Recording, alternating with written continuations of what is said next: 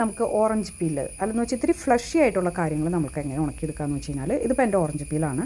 നമ്മൾ നാച്ചുറലായിട്ട് vitamin C കിട്ടുന്ന ഒരു കാര്യമാണ് ഈ ഓറഞ്ച് പീലിൻ്റെ പൗഡർ എന്ന് പറഞ്ഞാൽ. അപ്പോൾ ഓറഞ്ച് പീൽ നമ്മൾ എപ്പോഴും ഇതുപോലെ എയർ ഫ്ലോ ഉള്ള ഇതുപോലെയുള്ള കണ്ടോ ഈ ഹോൾ പോലെയുള്ള സാധനങ്ങളിൽ വേണം വെക്കാനായിട്ട്. അതുപോലെ തന്നെ ഒരു ഈച്ച അല്ലെങ്കിൽ കാരണം ഇതിങ്ങനെ വരുമ്പോൾ നമുക്കറിയാം അതിങ്ങനെ അലുത്തലുത്ത് വന്ന് അതുമ്പോൾ ഇങ്ങനെ കുഞ്ഞീച്ചയൊക്കെ വന്നിരിക്കും.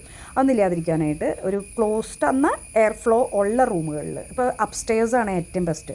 ഞാനിത് ചെയ്യുന്നതെന്ന് പറഞ്ഞിട്ടുണ്ടെങ്കിൽ ഞങ്ങൾക്ക് മുകളിലേക്ക് പോകാനായിട്ടുള്ള ഒരു സ്റ്റെയർ ഉണ്ട്. അറ്റ് ദ സെയിം ടൈം ഒരു ഗേറ്റ് പോലെ ക്ലോസ് ചെയ്തിട്ടുണ്ട്. അപ്പോൾ ഗേറ്റിൻ്റെ ഉള്ളിൽ കൂടെ എയർ ഫ്ലോ വരും ചെയ്യും. ഒരു കമ്പി പോലെയുള്ളതാണ്. എയർ ഫ്ലോ ഉണ്ട് താനും അന്ന് കംപ്ലീറ്റ് ക്ലോസ്ഡ്. അവിടെയാണ് ഞാൻ വെച്ചിരിക്കുന്നത്. അതായത് ഡയറക്റ്റ് സൺലൈറ്റ് പാടില്ല, എയർ ഫ്ലോ വേണം. ഈ വിട്ട് വെക്കുന്ന സാധനത്തിന് up and down air flow വേണം. അറ്റ് ദ സെയിം ടൈം ആ റൂമിലേക്കും ഒരു എയർ ഫ്ലോ വേണം താനും.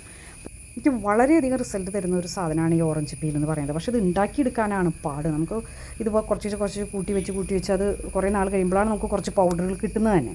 ഇതിൻ്റെ ഏറ്റവും ഗുണമെന്ന് പറഞ്ഞാൽ സൺ ടാൻ പോകാനായിട്ട് ഇത് തൈരിലോ അല്ലെങ്കിൽ പാലിലോ ചാലിച്ച് കൈമ നെക്കിലൊക്കെ പെട്ടെന്ന് സൺ ടാൻ വരും. അപ്പോൾ ഈവൻ മുഖത്തായാൽ പോലും ഇട്ട് കഴിഞ്ഞ് കഴിഞ്ഞിട്ടുണ്ടെങ്കിൽ നല്ല റിസൾട്ട് കിട്ടുന്ന ഒരു സാധനമാണ് ഈ ഓറഞ്ച് പീൽ.